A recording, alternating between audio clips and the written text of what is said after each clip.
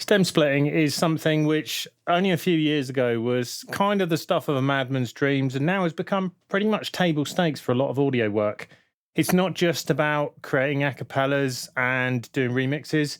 It's also got plenty of use when you've only got access to an original stereo master rather than the multi-tracks, and you want to revisit something, which is something certainly a few clients of mine want to do now that that option is available to them. But the question is it any good? Once we get beyond the dancing bear element of it, is the audio quality actually up to doing some professional work with it, or do you need to sort of hide it in the back of the room and make sure nobody looks too closely because ultimately it sounds a bit weird? The idea of this video is to try and look into that and maybe answer that question. So we've got a few different contenders, from the free to the paid services, pretty much everywhere in between. And I think it's worth watching because there's definitely a couple of surprises in here. And during the research, as it were, for this, I found out a few things which I wasn't aware of. And now I'm actually going to change the way that I work with this kind of material. So this is a slightly longer video because I didn't want to just skim over it and go, you know what, just skip to the end. You can, of course, just skip to the end, but I think it's worth having a listen, particularly to the comparisons. But I'm going to go through the procedure of all these different programs which we're looking at, and then hopefully come to some kind of decent conclusion. There's a few caveats here, as ever. Firstly, obviously, this is only my opinion, but you can have a listen to the audio within the bounds of YouTube's audio compression, etc., and hopefully be able to hear what I can hear. Secondly, I know this can appear different on different tracks because I've tried to cover my bases a bit by having one sort of electronic dance track and another one which is just an old indie rock thing. You could split this any way you like, and all of these will maybe perform differently with different tracks, etc. So you could have done this an infinite number of times. And thirdly, I've not been paid in any way, shape or form for any of this. This is just my opinion about things that either I already own or I know about or have access to. I also appreciate not everything is here. Probably the biggest omission is FL Studio, but the quality of its stem ripping isn't exceptional. It's okay, but it's not amazing. And to be honest, I'm not paying 200 quid just to make a video because I'd never get the money back, in short. Anyway, have a look, see what you think, and hopefully you'll find something interesting. I know I did. So here we are at Spleeter Online. So first thing you probably noticed here, you have to log in with Google. So let's just do that. And once you're done, you get the option to take the audio from a YouTube link if you want to do that, or you can upload your audio. So I'm going to take the upload route for both these because I've got the files, and that will mean it's totally even across all of them. So for this particular one, we're going to go for vocal, bass, drum, and other. Let's calculate the BPM. Let's generate MIDI. And let's transcribe the vocal track. That might be interesting. So let's just select the file.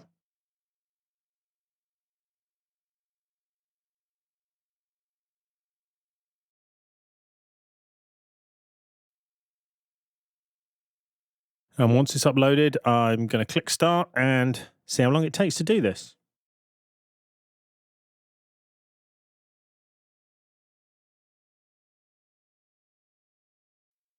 So you can see what we get is an interestingly named zip file. Not that friendly, but never mind. Double click it on a Mac to open it. And then we see what we get inside. And we get a named file for the BPM. We get the lyrics. We get a folder with some stems in with the track names appended on the end. We've got MIDI. And then we've got what is probably our original MP3, I would think. Although certainly it's at a different bit rate. So we'll look at all that in a bit more detail in a minute when we import all of these into Cubase and start having a listen to it.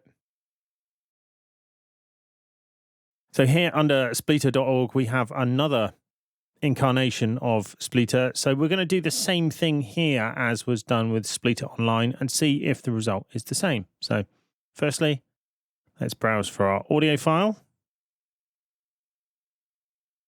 And then we've just chosen this. We don't get any other options, and we'll click Process Audio. And that was certainly much quicker than the other online Spleeter implementation, about a quarter of the speed, or a quarter of the time, 4 times the speed. We'll just download all the files and see what we get.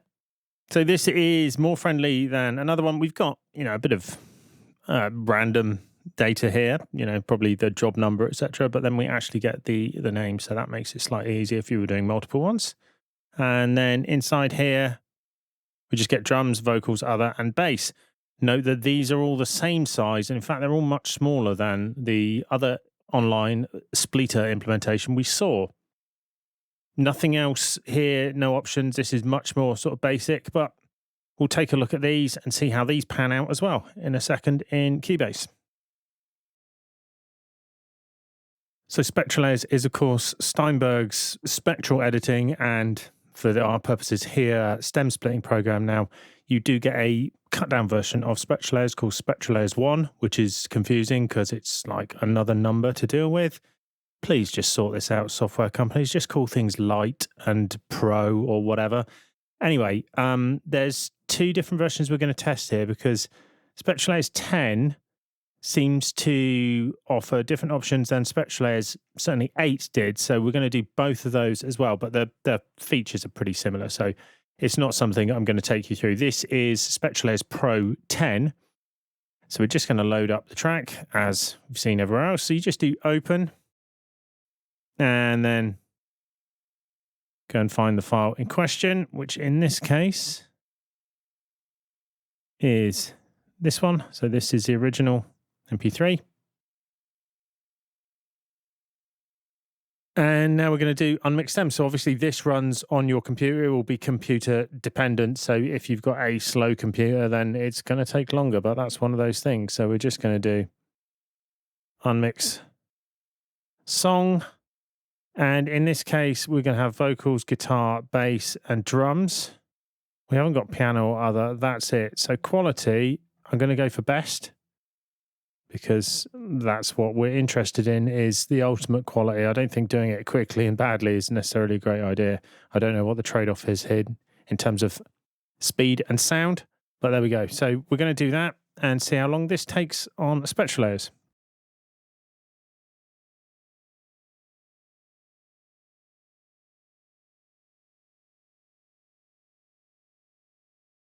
So slightly faster than real time, but not massively so.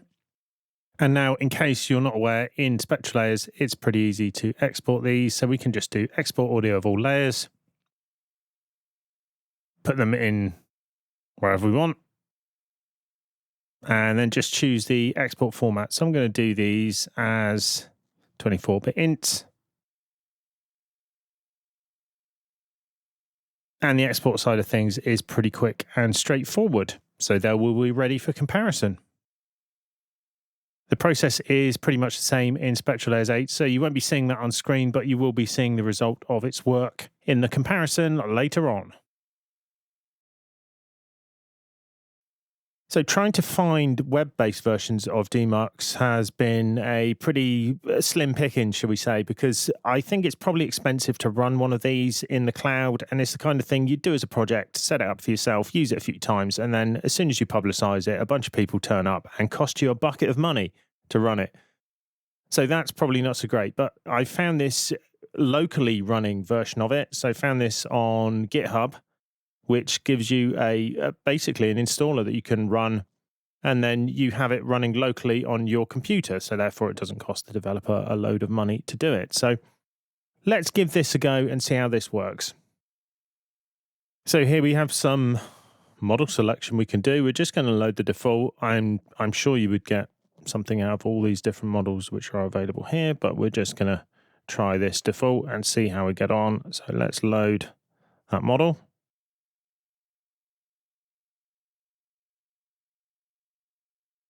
We've got some options here, and then let's add a file.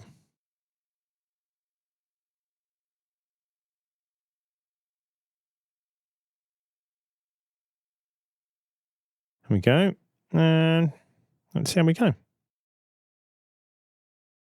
So yeah, after a bit of a pause, it looks like we're getting fairly fast splitting happening on here. That's much quicker than real time, certainly.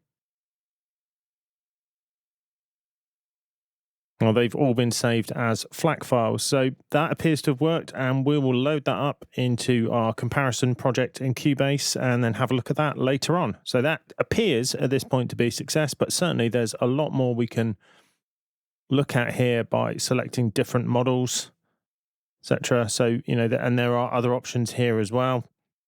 So this is using the acceleration available because I'm running this on an Apple Silicon Mac, etc.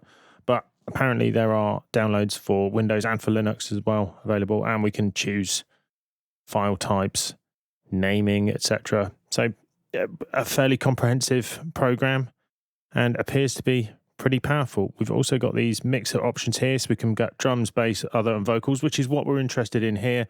But we can also do things such as minus drums, etc. mixers. So, you just tick minus vocals and then you would get that, or no. So you can see it splitting those, but then it's giving you those combinations, which otherwise you might need to recombine things. So it would allow you to do that pretty quickly, which is quite nice. I'm sure we can add, you can add different things. So you could add in different possibilities as well. So this certainly appears to be pretty flexible. The one thing we need to check is whether or not it works well, but we'll find that out a bit later on in the video. There are a lot of online services doing this kind of thing. This is just one of them. It's no particular recommendation. It was just something which was mentioned to me by a client when I said I was doing this kind of comparison, because this is one of the services they use fairly often. Should be fairly straightforward. As ever, we need to sign in, so let's just sign up with Google and do that off screen.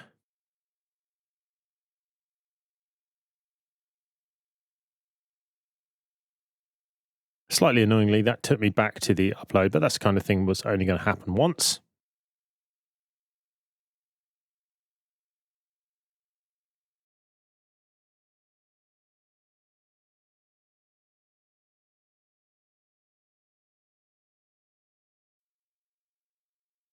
Fairly quick and reasonably painless, although we didn't really get to see what was chosen, but we've got supposedly keys, drums.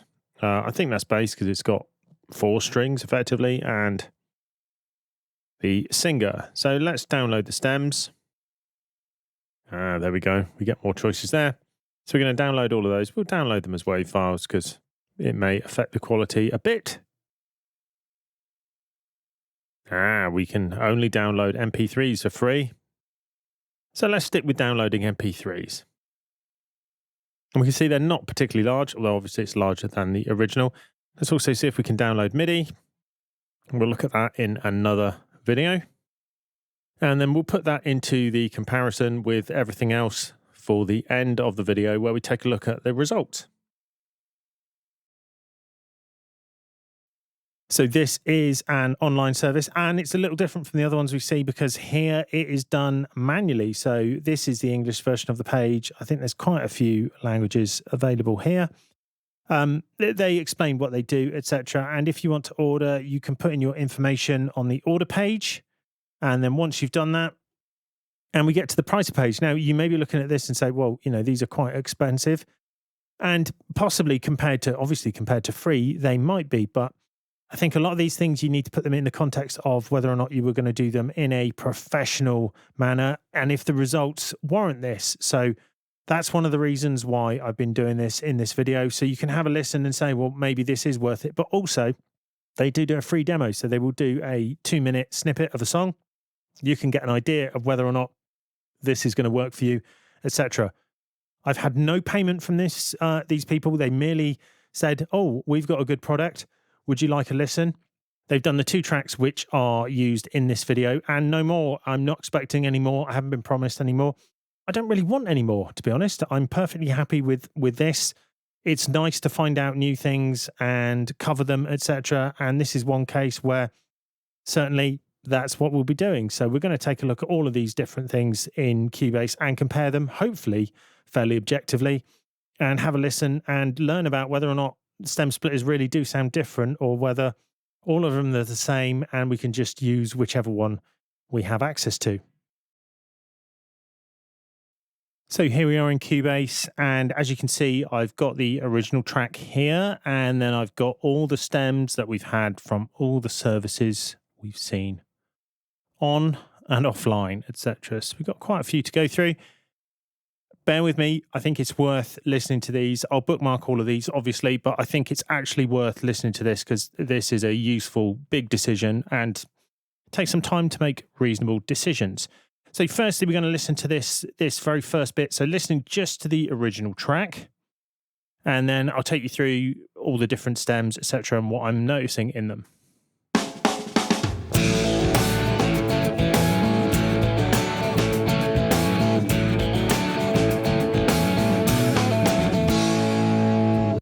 Right, so that's the intro from this particular track. Now, in this case, what I'm listening for is the drums. So the drums start on their own, so you'll hear them, and then what you'll hear is the change in ambience, because obviously initially you've got just the drums, you can hear them with the reverb, and then all the other instruments come in, and it's about splitting those out. So whether or not you hear them in isolation or whether any of the other things bleed through, whether those other things being present changes the dynamic attack, etc. So if you end up with a bass drum that doesn't sound like a bass drum, etc., and also if there's any bubbling, etc., all the kind of thing we've generally got used to. So let's start off with Spleeter.org. So this is the drums from Spleeter. So I'm just going to try and zoom in on these a bit so you can see them a bit more clearly, but really it's about what it sounds like.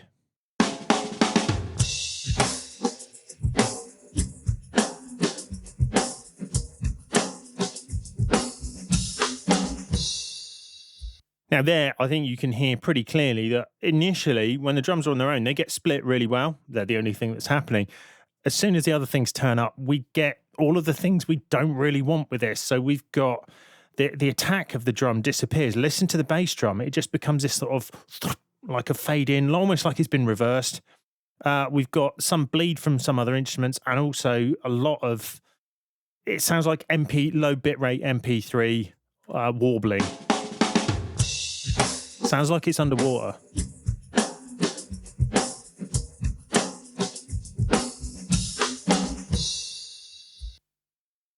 Okay, say a few years ago, incredible. Now, less so. So let's see if a different implementation of Spleeter treats things differently. So this is Spleeter Online rather than Spleeter Org.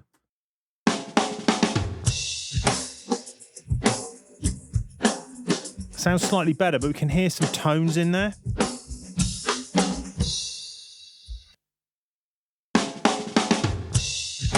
Comparing it with the other one, I think it's better, but it's still what you wouldn't call that a professional result, I don't think. Let's now move on to Spectralayers 8. So remember, this is a previous version of Spectralayers, which has now moved on, but I think it's interesting for comparison, particularly if you own Spectralayers 8 and think, is it worth me upgrading to a newer version? So this is Spectralayers 8 doing this, which I believe, I'm not sure, but I believe used Spleeter at this point.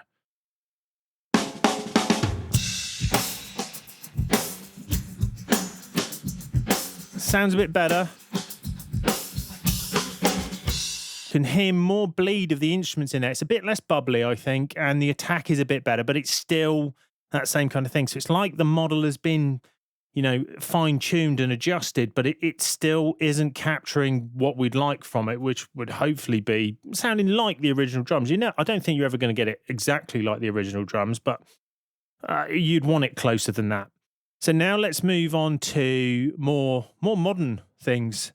So we've got Ripx-DAW first. So, this is what many people are proclaiming as the king of stem splitting, and certainly Ripx was presented to me by a client of mine as the thing that he uses a lot for this kind of thing. Let's take a listen.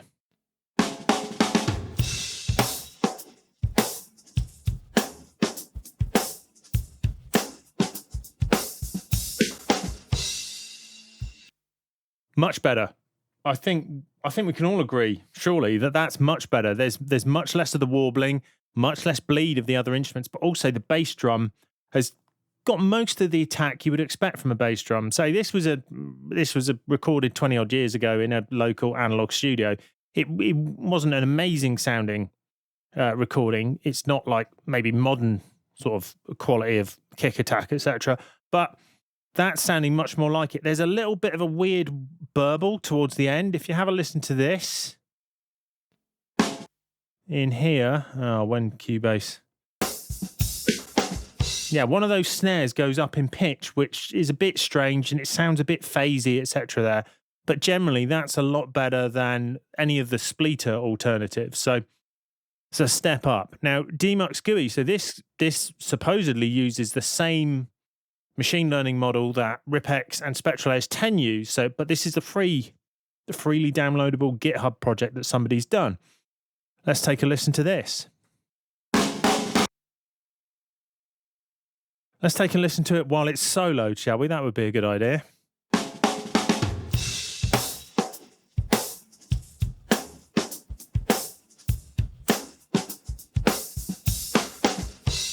And compared with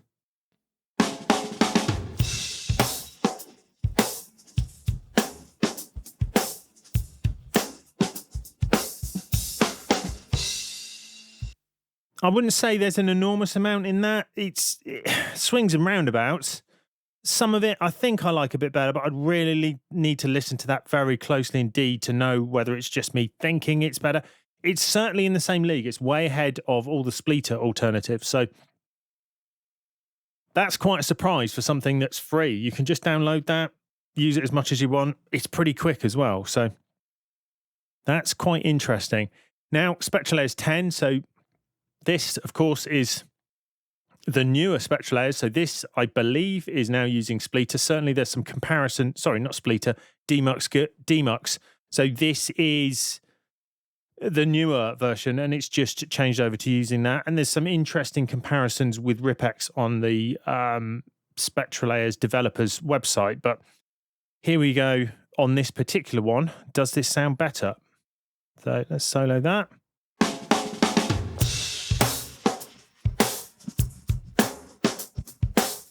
I think it sounds, it's got slightly less of that problem with that snare, and I think it sounds a bit better. It sounds slightly less like it's less tightly gated, even though I know that's not what's actually happening.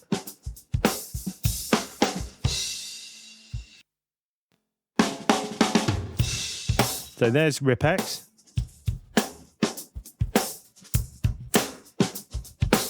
Yeah, it's I would say I prefer that over Ripex and the Demucs GUI ones, although it's not massive, but it just seems to be slightly more natural sounding. It's like the releases of the notes are a little bit longer. Interesting, because coming into this, I was expecting them to all sound very, very similar, but it's like the models have been fine-tuned. Now let's look at a couple of other ones. So we've got Fader. So this is something which actually was presented to me by the same client who says that he now uses this a great deal instead of using Ripex because he's found he likes it, the quality of it. So let's have a listen to the drums from Fader.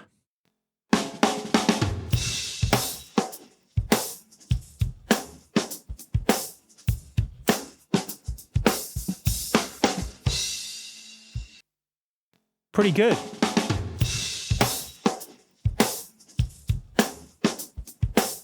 I'd say so far, I'd say that was my favourite. It seems the most natural. Obviously, sounds different when the drums are on their own and when everything else comes in, but there seems to be less bleed, less effect on the dynamics of it, and also less burbling and general sort of artifacting. Now, finally, the wild card, which I'd not heard of until they introduced themselves on the Ripex Store video. There was a comment on there that led to a conversation that led to these stems being provided for me. So let's take a listen to this. Sorry, I'll try that again without the other track solo because that's why the phasing was there. So here we go.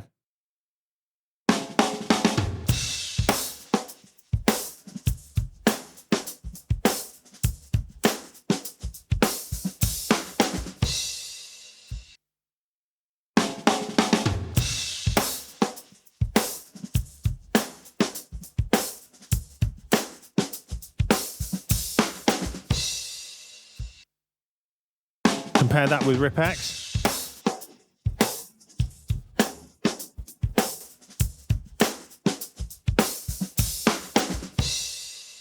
I mean that really is impressive. So It's not perfect. I don't think any stem ripping is ever perfect, but it's got so much less artifacting in there than any of the others that I've heard. And comparing it with RipX, you suddenly realise how much is in there that you're kind of maybe mentally discounting, etc.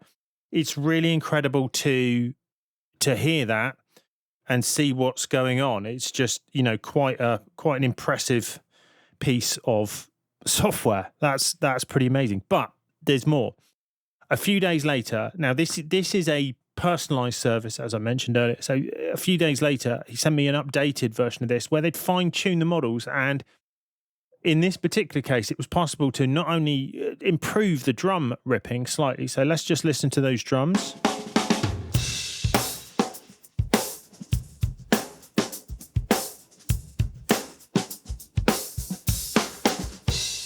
You know, it's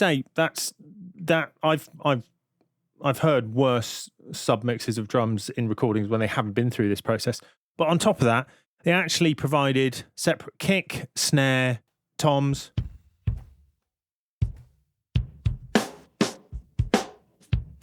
cymbals, and even the toms. You know, it's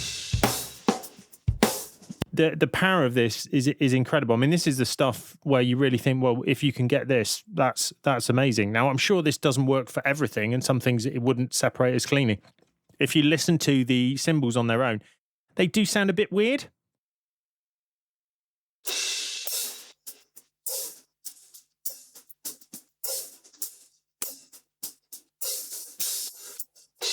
You know, there's a bit of artifacting in there, etc. But I'm blown away by the fact you can get all these out separately, and we can have it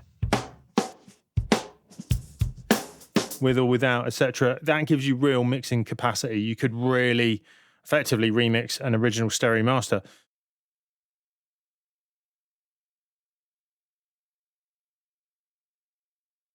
In terms of capacity to do things creatively this is really unbelievable. This is the stuff you think you're going to get, and in fact with this, I think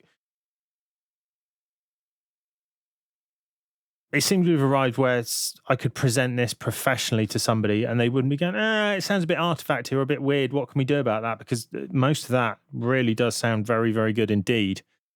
Impressive stuff. Now let's move on to the next bit of the song. Okay, so this next part of the song is a vocal phrase. It's heading into the sort of bridge of the song. I chose it because you've got some unusual things happening musically in terms of things that don't happen elsewhere. So there's a bit where there's a little bass run in there, which might find out what's happening, you know, in terms of separation, can bleed through.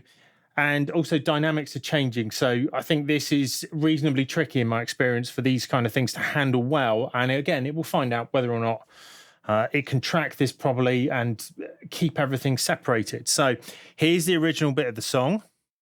Why'd she have to go? She should know by now. It's only me. So we've got a few things happening there. Let's have a listen. So firstly, let's go to Spleeter.org and see what it made of it. Why'd she have to go? She should know by now. It's only me. So that's probably what you'd expect from this previous generation splitting. It sounds a bit bubbly. It's like it's underwater, etc. The dynamic attack of things has been moved slightly, etc. It's not too bad. It's not too bad in terms of things bleeding through, but you couldn't put that front and center. You know, it sounds weird. Obviously, you could process it or make it even weirder sounding, but that wouldn't be something you could just say, here's my fantastic a cappella. It sounds just like the original. But yeah, not bad given the technology and its age, etc. But could you use it? I don't think so. Let's have a look at Spleeter Online, see if it sounds any different. Why'd she have to go? She should know by now. It's only me.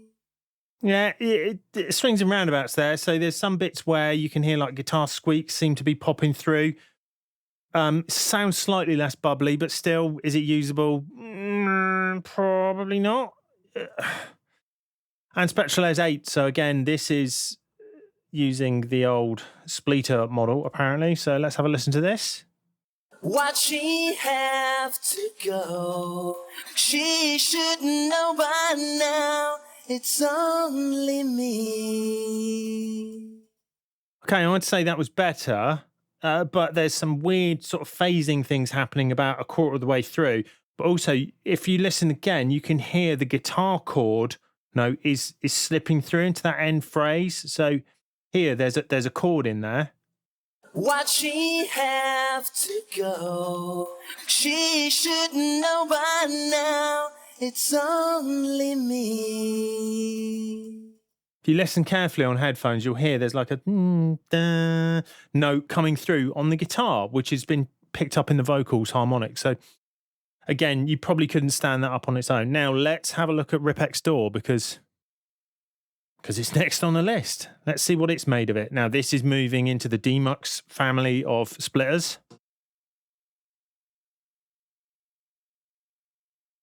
Why'd she have to go? She should know by now. It's only me. So better in some ways, a little less bubbly, but there's other things creeping through. So in this phrase here, there's a bass thing. In fact, I'm going to play it. So in the original, there's a little nice sort of bass run that goes da da da da here. Oh, I do wish Cubase didn't do this now. Why'd she have to go? She should know by now. It's so listen out for that in this vocal bit here.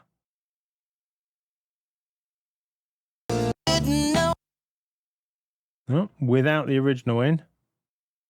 She should know by now. It's only me.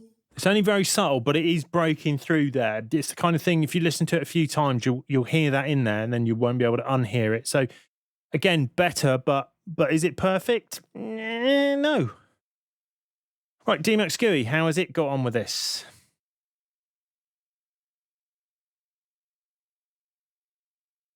Why'd she have to go? She should know by now. It's only me. No, it swings and roundabouts in minor ways compared to Rip-X-Door. Still the same thing. You can hear that bass riff just breaking through. There's some weird bubbling going on in the first phrase, etc. So it's better than Spleeter, but it's still not. I would struggle to use this on its own. Obviously, in the context of a mix, you might be able to cover it up somehow, or just put loads of distortion on it, etc. But it's not a perfect representation of the original. Let's have a listen to Spectralayers. Why'd she have to go? She should know by now. It's only me. I'd say that was better. Again, still got that artifacting from the bass note in there, and there's some, it sounds bubbly again, but it's certainly better. I mean, if you compare this, let's compare this. Put it on a loop. Let's listen. Why'd she have to go? She should know by now. It's only... Comparing it with, the original Spleeter ones, it sounds much better, but it's getting there, but not sure. Right, let's see what Fader has got to offer us on this particular vocal. So...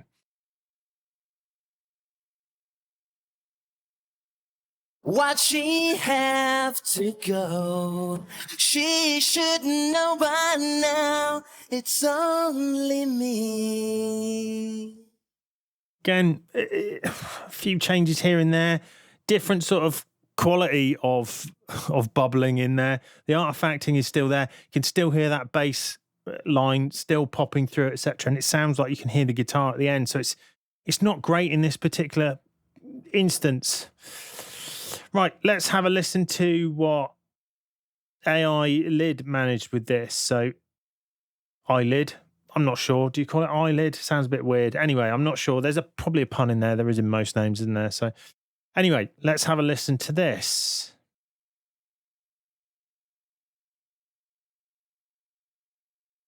Why'd she have to go? She should know by now. It's only me. Again, for me, I'd listen to that again. This is like going back in time for me. This is insane. Why'd she have to go? She should know by now. It's only me. I'm staggered at how good that is. That's next level. It really is. That is like Dave the singer is there in the studio. There's no bubbling. There's a couple of tiny little things I think I can hear, but it's minuscule. Compare this again. Let's compare this with RipX, which is what everyone is saying is the king at the moment, and in many ways it was until I heard this. So if we go vocals on RipX, let's just select that so we actually go around that phrase. Why'd she have to go? She should know by now. It's only me. It's like you've bypassed a load of effects. I think that's incredible. I mean, that is usable. I could use that. Whether or not this works like this on every project, I don't know. But on this, that is incredible. It sounds like the real thing. It sounds almost like an original recording. I'm truly floored by this, because all of the other stem ripping solutions I've heard so far, I've been a little bit disappointed. It's amazing. It's dancing bear way. You think, I can't believe they've made the bear dance, but it's still a bear that's dancing. Whereas this, it's turned into Anton de Beck, hasn't it? Incredible.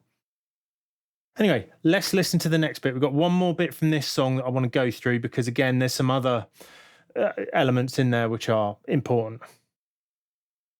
In fact, there's two more bits. What am I talking about? There's two more bits I want to go through. So let's just move on. There's two more bits I want to go through in this song. Again, it's worth listening, and you can hear the effect of all this on these different pieces of music. Okay, so this next section, we will go a little quicker through these. So the guitars. So this is a section where the guitars break down, but then the band comes back in. So we've just got this. Got electric and acoustic guitar, and then a bit of guitar. It goes deep, and it is wide, and it is better when it makes you feel alive. When it's close. So you've got a few things happening there. So you've got the guitars, which obviously you want to get out of that as a stem, but also halfway through, the band comes back in, and you're playing against what is a fairly quiet, subtle guitar thing. So you've got the bass, you've got the drums, and you've got the singer coming in. All of those things need to be separated out. And I think this is an interesting test of whether or not just whether or not it can separate the guitars, but whether or not when it separates the guitars and other things come back in, do they get affected? A bit like we heard with the kick drum earlier on. So let's listen to Spleeter.org for the guitars. Bit bubbly, but not too bad.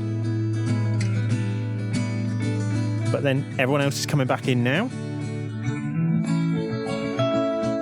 You hear all that artifacting coming in. So it's like gets all bubbly.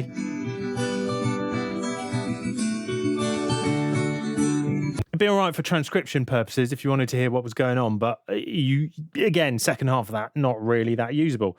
Is Spleeter Online significantly different?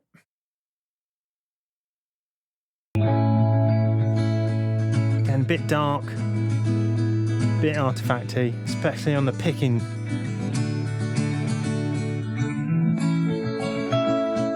You can hear the drums just start to bleed through in places there.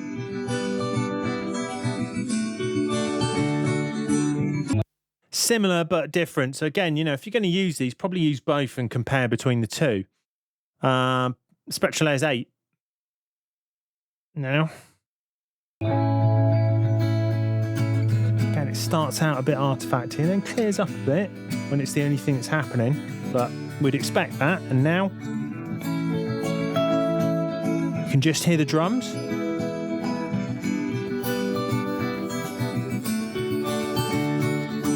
And we're getting that sort of bubbly, phasey artifacting happening again when everything else comes back in.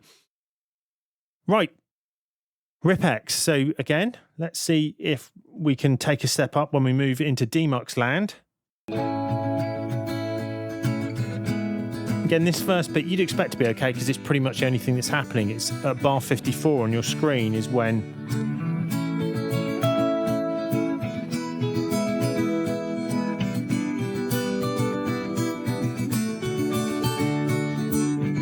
yeah, much better than the Spleeter ones. It doesn't have that same transition where it suddenly all goes wrong when at bar 54 when the other things come back in. So that was better. There's a bit of artifacting noise in there, but it's certainly an improvement. Demucs GUI, so let's see what that has to say for itself.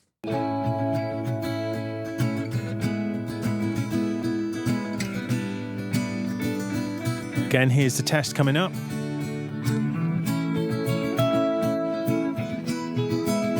The bass popped in for a minute, but I think I can hear some sort of artifacts of the snare occasionally, but it doesn't sort of sound like a snare. It's almost like it's changing the dynamics of the guitars. But again, that's probably usable. Spectralayers 10.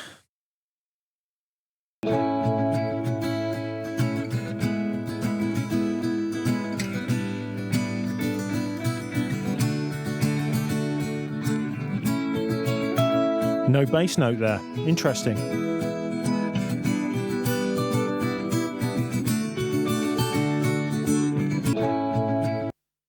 So again, that was an improvement. There's a difference between those three, even though they're all Demucs based. They've tweaked things, and you get slightly different results on each one. So it's not a case of one size fits all or one's unanimously better. Now let's take a look at what Fader did with this.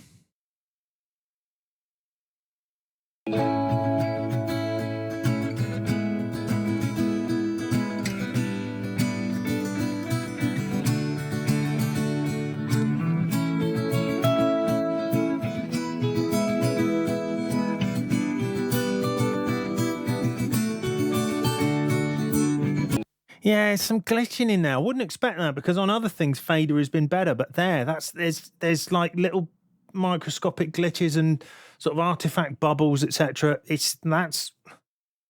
I'd put that between Spleeter and Demucs. It's yeah, I'd be disappointed with that. Strange because on other things it's good, but that goes to show the complex nature of this. Finally, let's have a look at ai-lyd. ai-lyd? Yeah, let's go with ai-lyd. Why not? Right.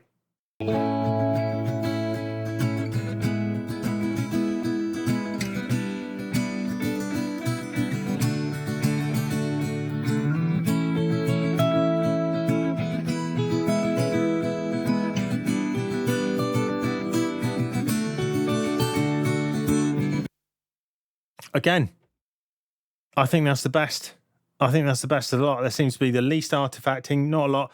There's the moment when the bass comes in, that first note comes in, but I guess it's in the register of the guitar, but it stays in, it sounds musical, where it doesn't just like suddenly decide it's not in there. It's almost like it's got consciousness of time and it understands that things need to carry across. Again, listening to that, that's like being in the recording studio. It's much, much better. I could totally use that. I could have used the Spleeter, Ripex, and Demucs GUI ones at a push, but that, yeah, I think most people wouldn't really notice that is from a stem rip. So again, that's pretty impressive. Right, there's one last thing I want to look at very briefly in this song, which is what happens a bit later on, because what happens to the bass when there's a sort of distorted guitar solo bit. So we're going to listen to that. Again, skip through that quickly because I think we've got the idea with the general picking order, although as we've seen just now, Fader let itself down just now. So, you know, it's not always 1, 2, 3, 4 in terms of order. It's all up for grabs. So let's have a listen to that in this next section. So in this section of the song, we've got a bass part, which is just carrying on. Lovely bass played by Gary. As I said earlier, fantastic bass player, slightly strange guy. But there's a guitar solo which is happening, which I think will highlight whether or not it can track the bass, or whether or not the harmonics and noise from the guitar solo end up on there and it changes the sound of the bass. So here's the original.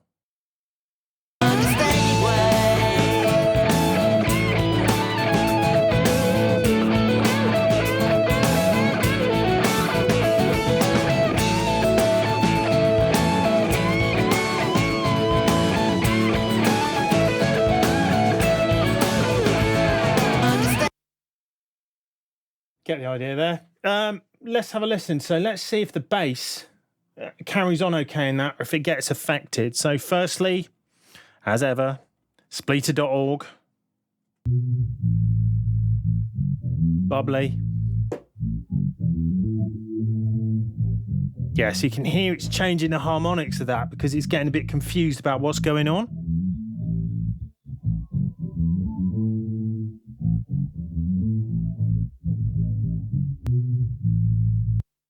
Yeah, not great. You certainly couldn't use that. I mean, that sounds like a weird echoey underwater reverb bass being played by, I don't know, Captain Nemo. Much the same here. I don't think there's much to pick between them. They sound pretty similar. There might be slight variations, but again, that's not the nice sound of the bass that was originally on the track. So it's lost a lot there. So yeah, a bit of a loss for both of those. Let's see what Spectralayers 8 made.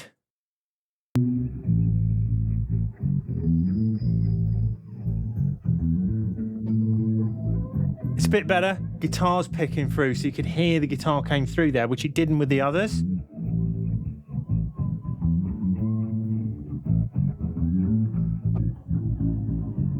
Yeah, so it's like there's more bass, but then there's the guitar picking through there as well, and that could be a problem. So it's still not a usable bass as far as I'm concerned. I would need to remake that. Let's see what Ripex does with it.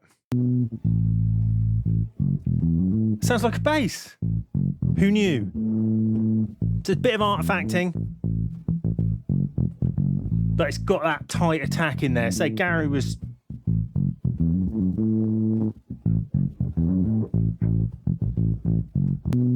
Say it's definitely not perfect, but it's light years ahead of the Spleeter alternatives there. So that's picking that out nicely. You can hear the sort of attack. He did quite a lot of staccato finger playing there as well.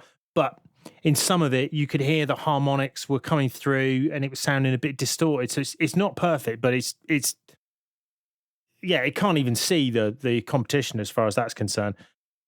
But let's see if that's the case for all these Demucs based ones, or whether they've tweaked the model in the right way for this particular track. So here's Demucs GUI.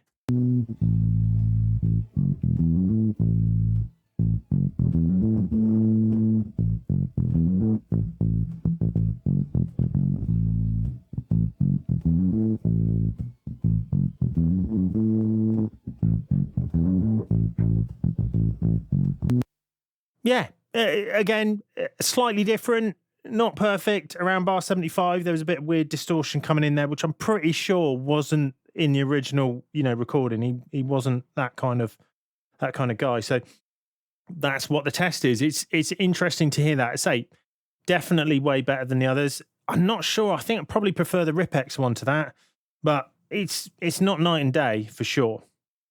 Spectralayers, let's see what that's got to say for itself at this point.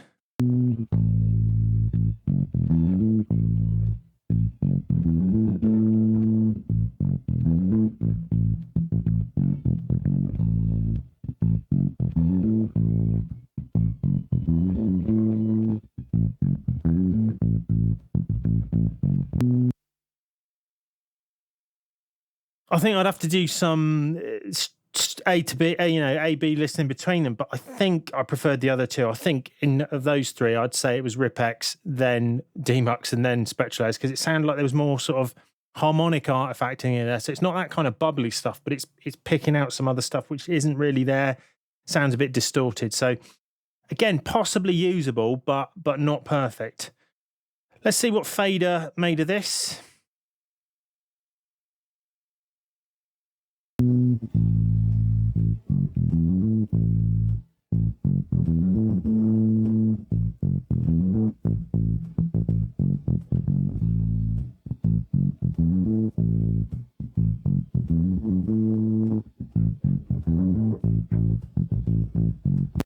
Yeah, so that falls over in different ways. So it's definitely way ahead of the Spleeter ones, similar to the Demucs ones, but there's a few bits where, particularly in bar 75, there's like a slight dynamic artifact where it just sort of seems to fade in and maybe lose a bit of coherence. It doesn't sound quite right at that point, but again, probably usable, but wouldn't be okay to be just on its own because you would hear all that artifacting. Right, finally, for this song, let's have a look at what ai-lyd, yeah, that's what I was going to call it, wasn't it? I don't know. I'm going to get in trouble. The pronunciation police will be here. Anyway, let's have a listen.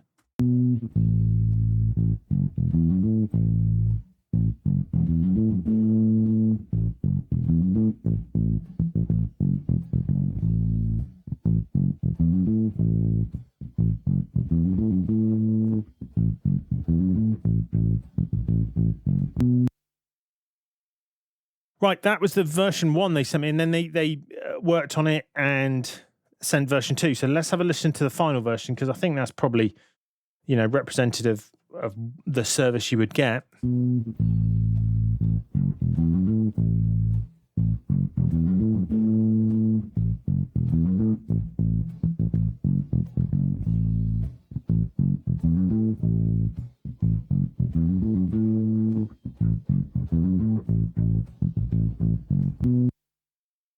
Again, that's pretty good. That's up there with the others. There's some slight sort of artifact, and I think I can hear sort of a bit of a fizzing, but it's almost, because it's consistent throughout, it's almost like it doesn't matter, or it matters less, or you could deal with it, whereas it's not coming and going. But that to me is the winner, if not the joint winner.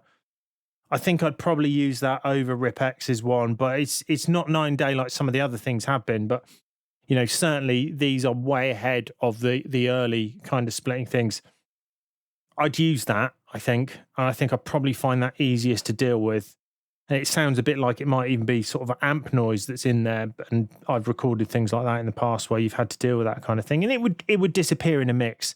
It's got attack, all of them, all of the Demucs ones and this have got attack, etc. And that seems pretty consistent. And I've heard worse recorded basses. So that's it for that one track. So that's kind of looking at it in a rock context. Although, as I said in the beginning, every track is going to be different. And we saw, you know, a couple of these fell over in certain places where you were confident they were going to, you know, find their normal place in the running order. Next, we're going to take a look at a different track, the track you probably all heard a million times if you've watched any of my videos a million times, which is the track at the end. And that's quite different. So we'll take a look at what the different splitters made of that and their different modes.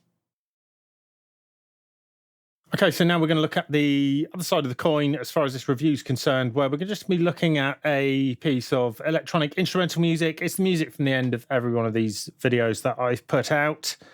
It's the full version. Again, a few things to look for. So first thing is splitting out the kick. So kick drums, particularly in dance music, you know, they need to have a hard attack, etc. And if you get a situation where you want to split that out and then you lose that, you've got to recreate it, which may be an easier job than doing it on an acoustic recording of a drum kit where there's going to be much more in the way of dynamics. But again, it's work you don't want to have to do. So this hopefully will allow you to do that. But let's just take a look, because obviously your mileage is going to vary, but it's worth looking at a couple of different styles. So here we go. So here's the original. Now, the reason I picked this in this particular point is it's on its own. But as this goes on, other percussion elements, etc., join in.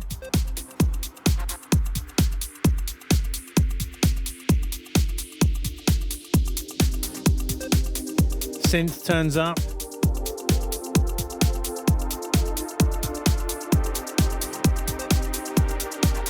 And then you've got this kick drop out here. So just hearing whether or not that works. So this is a test of, again, similar things to what we've already looked at, but in a different context. Let's see if the kick holds up. So start as ever with our old friend, Spleeter. So we've got the drums here. Let's have a listen. It's already losing a bit of the dynamic sort of intensity of it, but as we go on,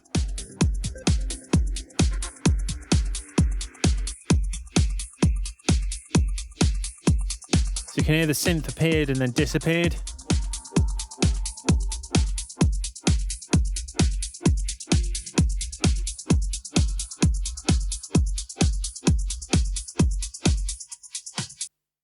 So a lot of stuff bled through there.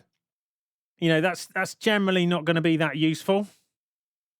So let's have a listen, see if Spleeter Online is different, because certainly in the other track we found that it was a lot of the time. So let's see if it has similar things. So listen for things such as that pad bleeding through, percussion appearing and disappearing when in this arrangement. Once it's come in, it's there all the way through. So let's have a listen to that.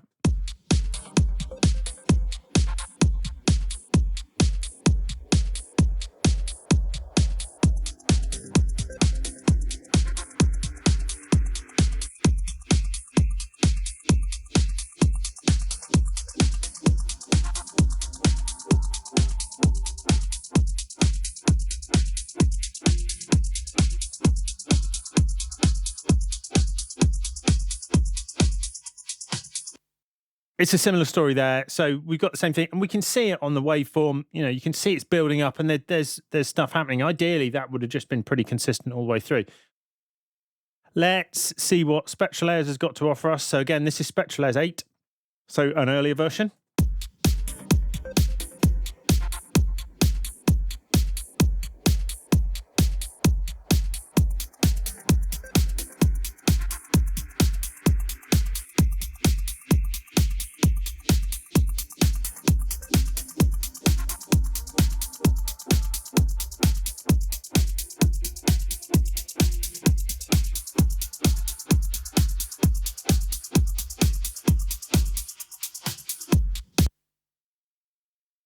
Similar story again. So it seems slightly better than the other Spleeter one. So maybe it's been fine tuned, etc. But the synth pad is breaking through in that kind of offbeat way.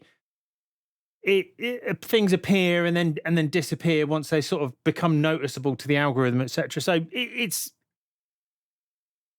much like the other things with Spleeter. It's okay, but is it usable? Possibly not. Let's move on now to see what Spectralayers 10 has to offer us. So this is, of course, where it moved to Demucs instead of Spleeter. So let's see what we get here.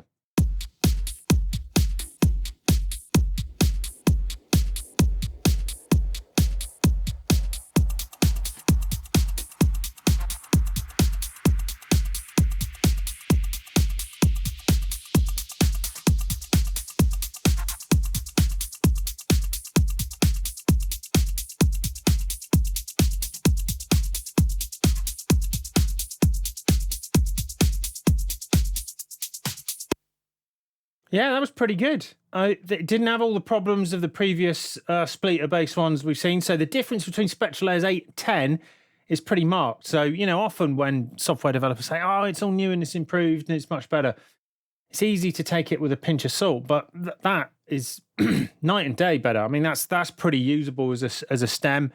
There's some issues maybe with the attack of some of the drums, but generally it sounded pretty good. So let's take a look at some of the other ones. Let's look at the free Demucs GUI. Let's see what it made of that.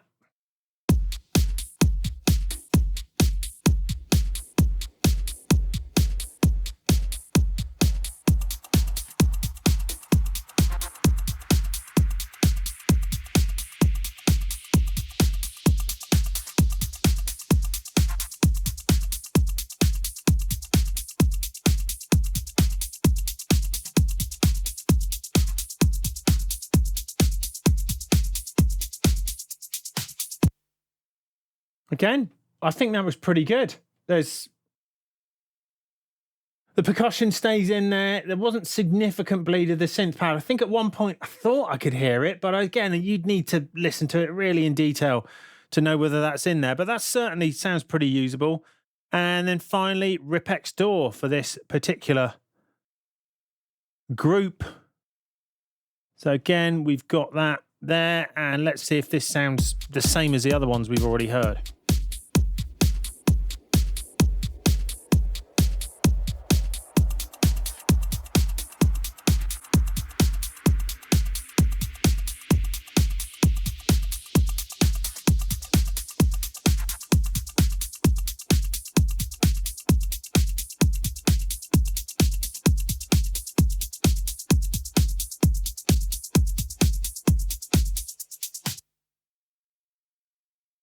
Again, as with the other Demucs pieces of software, it's sounding pretty good.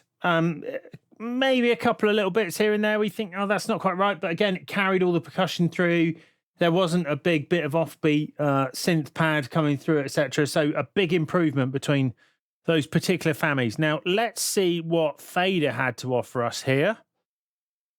So we'll just take that out and then pop this one in.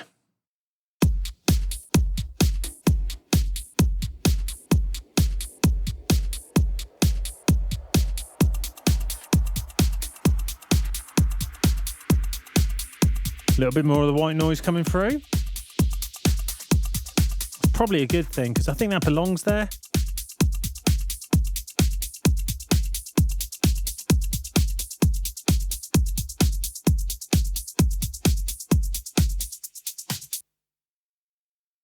Yeah, pretty good. Again, not any real significant bleed of any of the other instruments through there. Percussion seemed to go through. White noise carried on a bit better, if anything. So it seemed to be much more selective in the way that I liked, but again, your opinion may vary depending on what you're after. Finally, let's listen to ai-lyd and see what that gave us.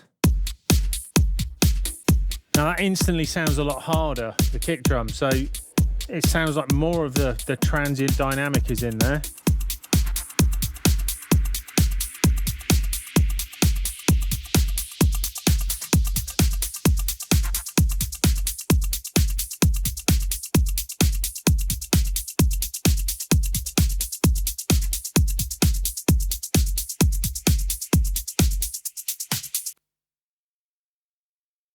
Again, that's good. I think, I'm not sure whether it's levels, because it looks like maybe that's just a bit louder, but it's certainly, if we let's just zoom in and take a look at what's happening.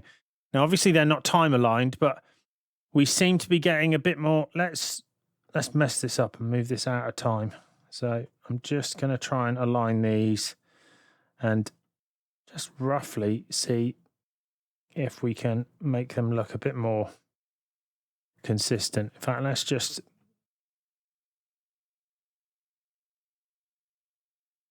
cut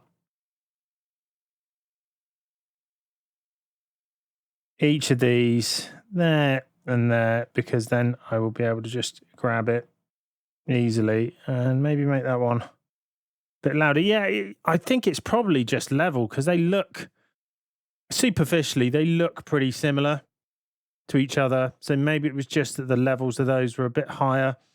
There seems to be a little more high frequency stuff in the ai-lyd one, and it just sounded a bit more attacking. If I had to pick, I'd say I'd go for that one, but I may be being fooled by levels, because it's definitely got the levels higher than the other, but I think the tone of it seemed to be better as well, but we shall see. Right. Let's now take a listen to another section. So later on in the song, there's a section where there's a synth build. So we're going to look at that next and see what the different splitters did with that.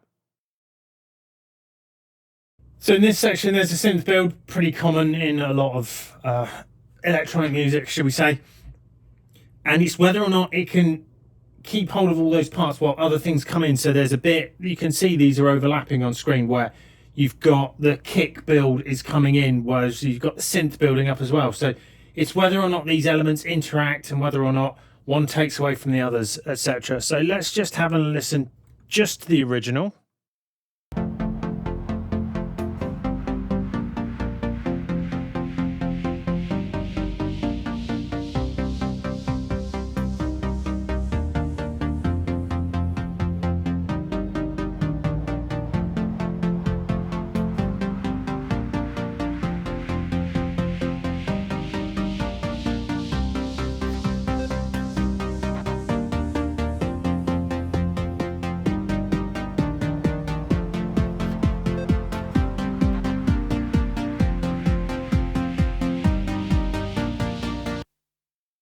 I think you get the idea there. But this is, again, another test of whether or not it can keep tracking that and keep its eye on the ball effectively. I know I'm anthropomorphizing an algorithm somewhat, but you get the idea. So let's see what Spleeter made of this first. So again, we're going to just solo just a synth and see what it did in that section.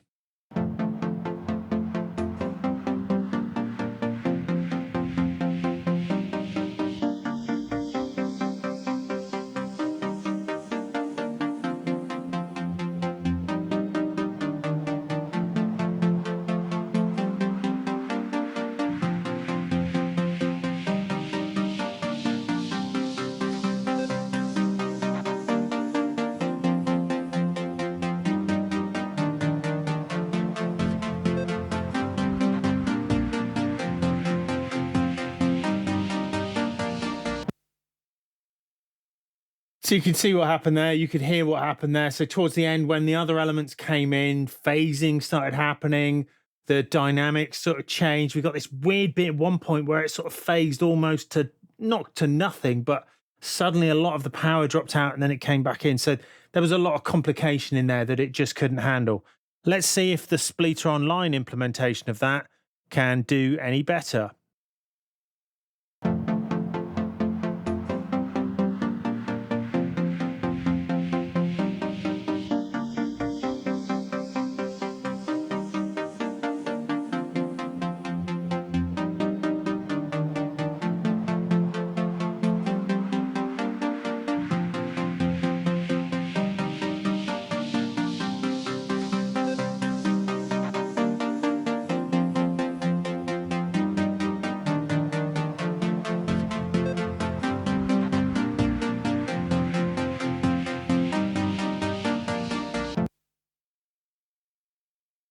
Again, I think that was better, but there were definitely artifact issues in there. Again, the kind of phasing to nothing sort of going to happen in the middle. And then as the kick drum comes in properly, the attack of that synth is lost.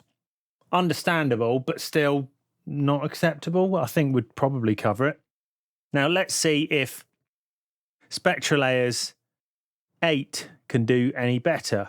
And again, this is the old version of Spectralayers, so let's compare that first.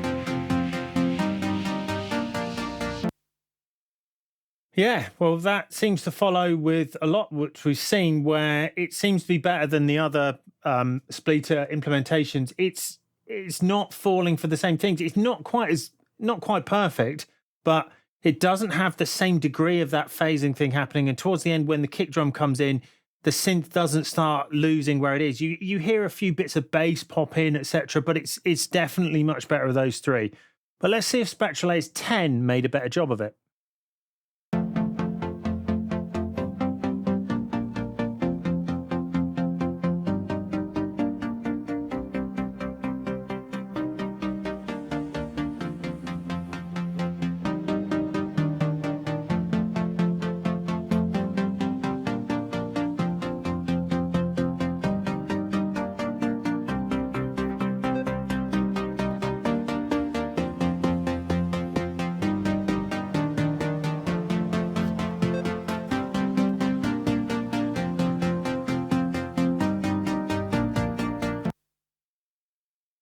Right. A bit disappointed by that, really, because while initially it sounded okay, there was bits early on where there was that phasing and it seemed to disappear completely. Then there was a bit in bar 59. Let's just see if we can...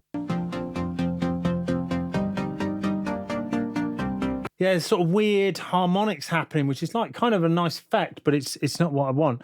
And then later on... you can hear the kick drum breaking through. So that's not so good for that. I think I'd probably, if I had to take one or the other, I'd probably take the Spectralayers 8 one. Right. With that out of the way, let's have a listen to what the free Demucs GUI makes of this. Is it going to suffer the same fate?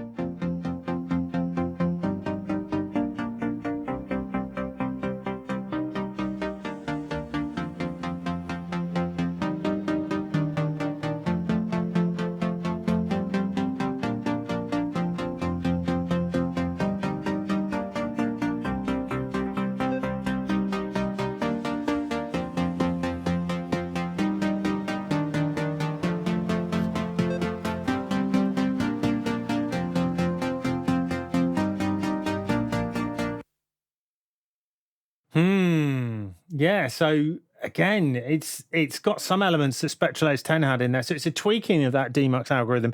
It's a bit better, but it's still, I think I'd probably, on balance, probably still take the Spectralayers 8 one, because there's that sort of dropout phasey bit. Then there's all the harmonics turn up, and then the kick drum turns up later on as well. So yeah, not what I was expecting. It's quite interesting, this. Let's see if RipX, because again, RipX is using Demucs. Let's see if its tweaking makes it behave any differently.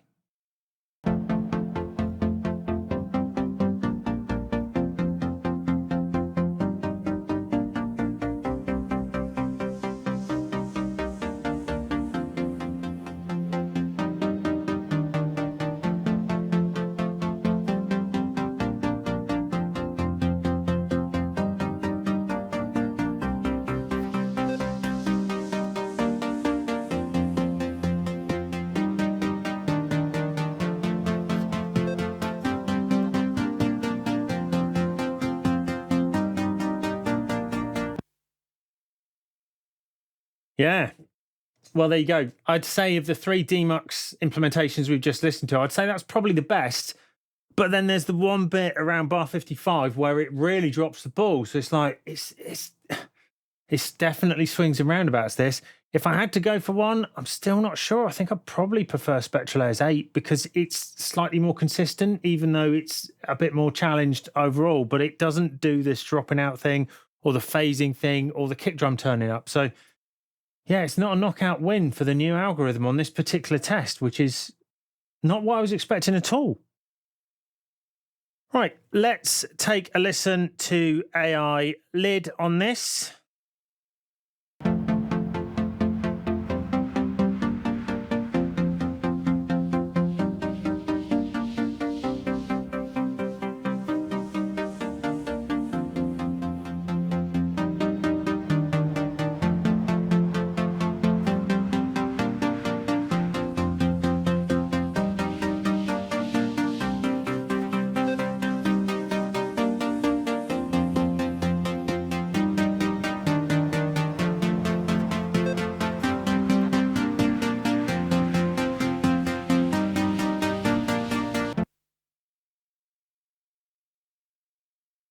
Yeah, some of it's good, some of it's really good, and then there's this bit here. I think what's happening is the white noise in the original is tricking things, which I guess is going to happen, particularly because, you know, white noise fader automation is a fairly common thing to come across. So, but this bit here,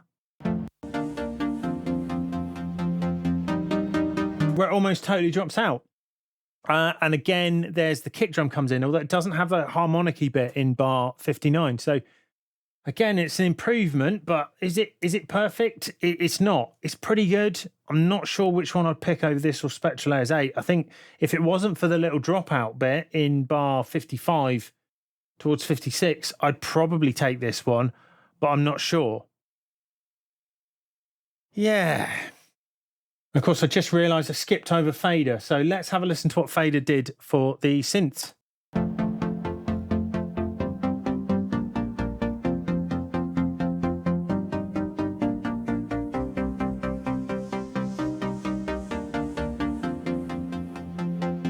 Same thing again.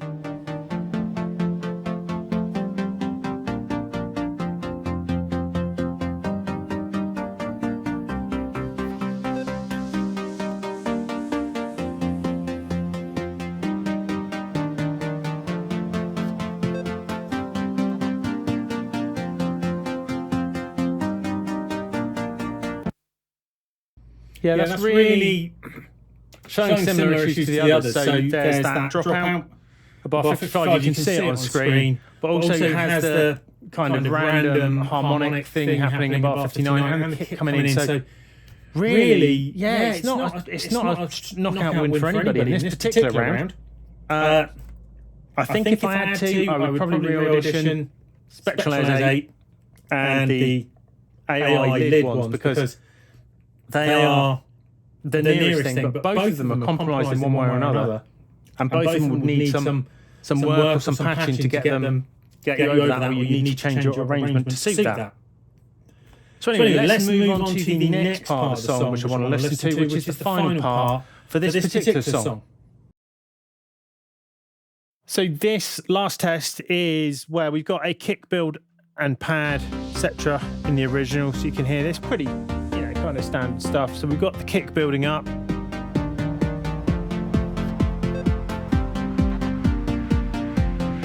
But what we're going to concentrate on is the bass.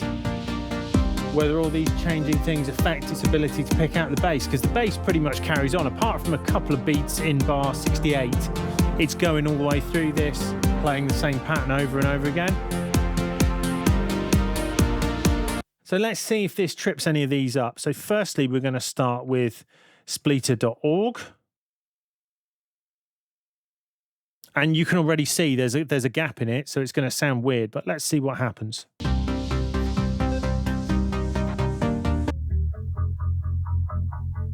So it's already sounding odd. And then suddenly...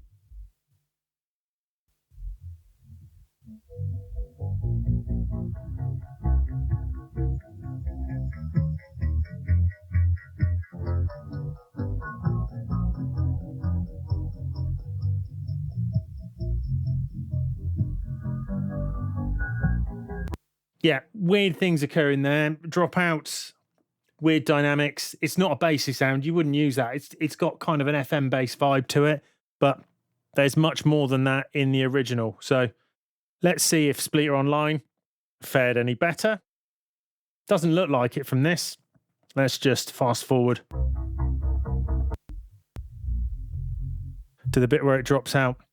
So this looks very much like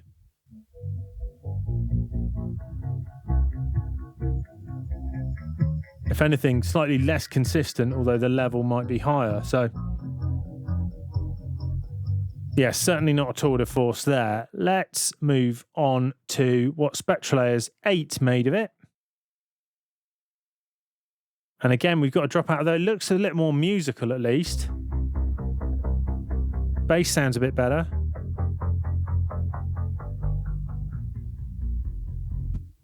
And then fades away to nothing, which is a bit strange.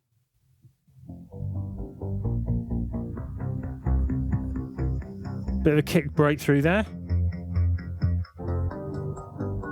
And synth coming through as well. So we're getting, it's getting a bit mixed up.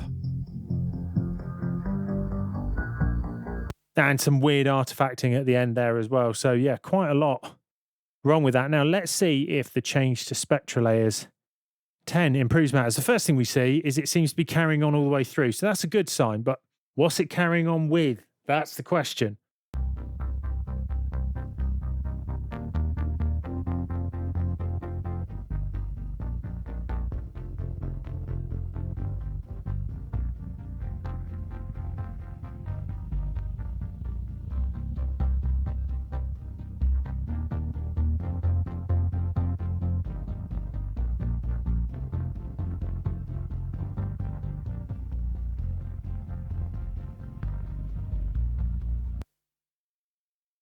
A lot of low subby bass. It started out reasonable, but then got a bit worse as things went on. So I guess the encroachment of drums, etc., into that meant it sort of lost its way somewhat. Yeah, more usable than the other one, but probably not, what you'd qualify as usable as far as I'm concerned. Let's see what Demucs GUI did with it.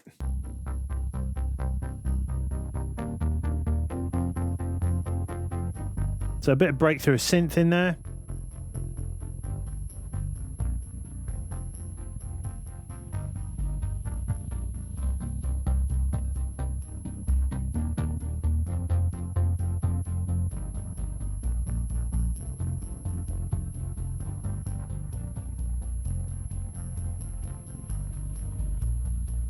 Gets more lost as time goes on, much like the other one. So that's, again, a bit disappointing, but I guess we're going to expect it to be fairly similar because it's using Demucs, as is Spectralayers 10. Let's see what Ripx has to say for itself.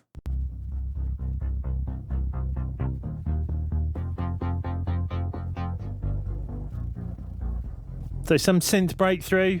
Again, a bit different from the other Demucs-based ones.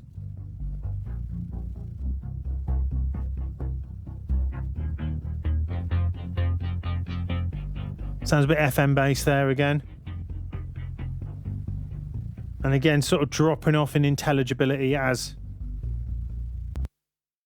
Yeah, so all of the Demucs based ones there seem to get a bit lost towards the end. They're kind of mistracking, and maybe the dominant bass drum, etc., and the synths are making it harder for it to track the harmonics of what's going on in the bass, and it just ends up being more like a sub than the bass that's actually on the track.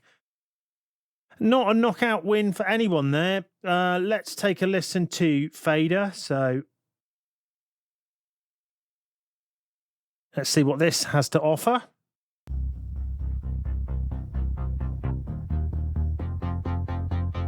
Quite a lot of synth breakthrough.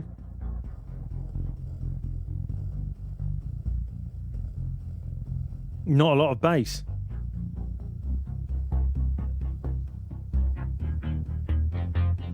Yeah, again, more synth breakthrough, so it sounds like it's getting a bit confused about what's going on at that point. So yeah, Fader's a bit of a disappointment there. None of these are great. I wouldn't have said any of these were usable in terms of reuse as stems at the moment. Now let's see the final contender. ai-lyd. Yeah, whatever. Anyway.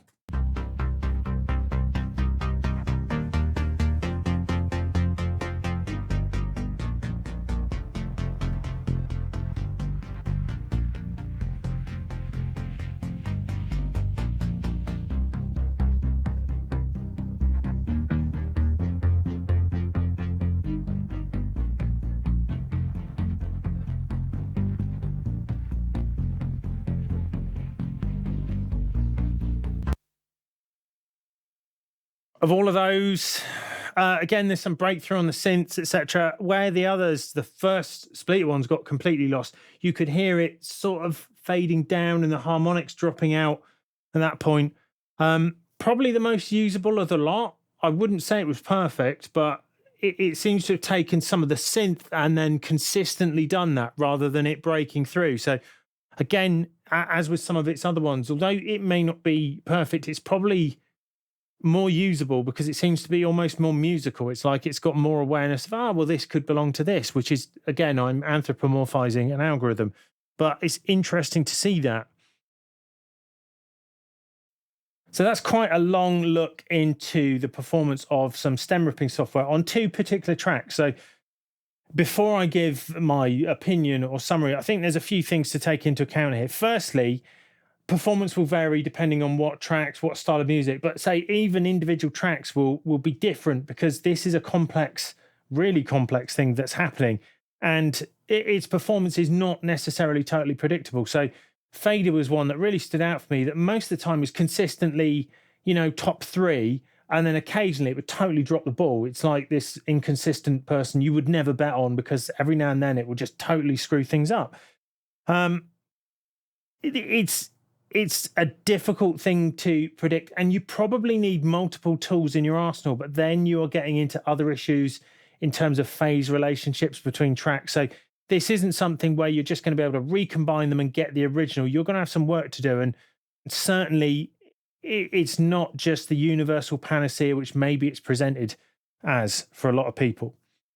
I said at the beginning of the video, I have a surprising summary, and certainly during my research and making this video, etc., I've been surprised by a couple of things, which are really my conclusion. But say this definitely only applies for me, but it's what I'll be doing going forward. These will be my number one. So if you are just ripping stems and you are not concerned with being state of the art, but you just want to rip some stems, put them into your DAW, and then manipulate them however, I would say that all the paid options are not as good as Demucs GUI, which is a free piece of software.